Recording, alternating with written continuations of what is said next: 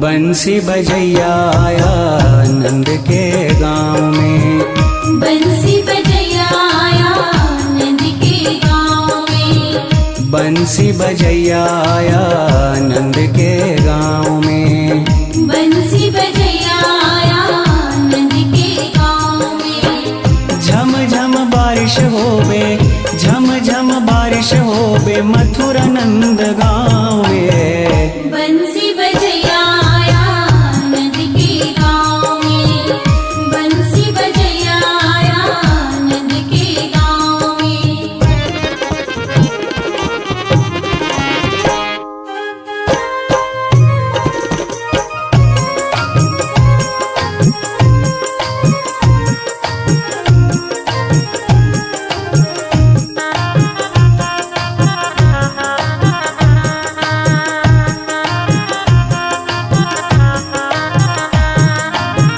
भादो महीना तिथि अष्टमी, पक्ष था देखो काला। भादो महीना तिथि अष्टमी, पक्ष था देखो काला। रोहिणी नक्षत्र में जन्म लिया था देखो मुरली वाला। देव करें फूलों की वर्षा, देव करें फूलों की वर्षा देखो गोकुल गांव में। बंसी बजैया आया नंद के गांव में। बंसी बजैया आया नंद के गांव में।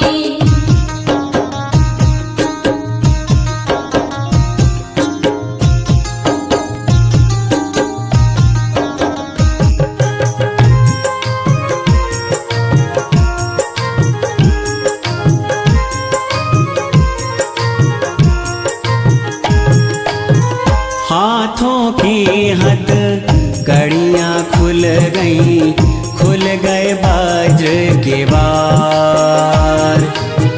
हाथों की हद कड़ियां खुल गईं, खुल गए वज्र के बार। पाँव की बेड़ियां भी खुल गईं, सो गए पहरेदार। लेके चले हैं वसुदेव जी, लेके चले हैं वसुदेव जी मथुरा से नंद गांव में। बंसी बजैया आया नंद के गांव में।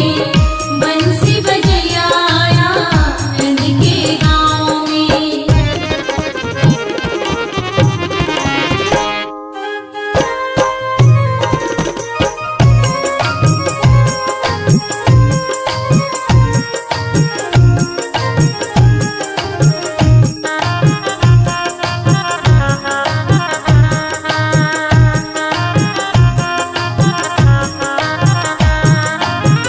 उमड़ रही यमुना जी देखो ले दर्शन की आस।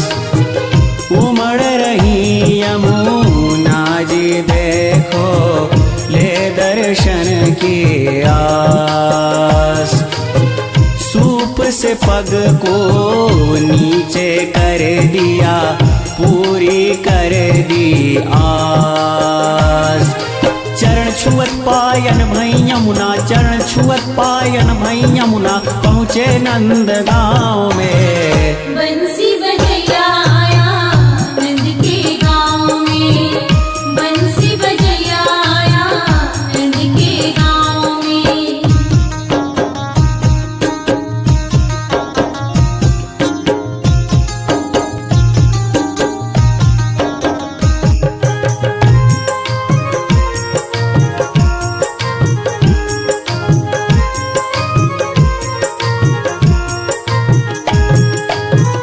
योग माया को उठा के वसुदेव और कान्हा को सुला के।